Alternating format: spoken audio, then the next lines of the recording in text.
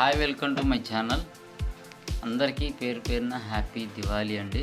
మీకు మీ కుటుంబ సభ్యులందరికీ కూడా మీకు మీ జీవితాలు వెలుగులు నింపాలని అయితే ఆ లక్ష్మీదేవిని అయితే మేమైతే మనస్ఫూర్తిగా అయితే కోరుకుంటున్నాం.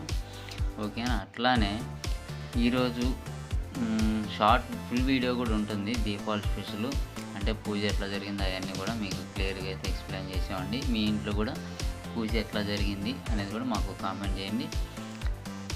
ఈరోజైతే మా ఇంట్లో అయితే తొందరగానే 4 లేచాము. పూజ గీజ మొత్తం అయిపోయి స్నానాలు చేసేసరికి అయితే 6:30, 7 అయితే అటు ఇటుగా పూజ అయితే అయిపోయింది.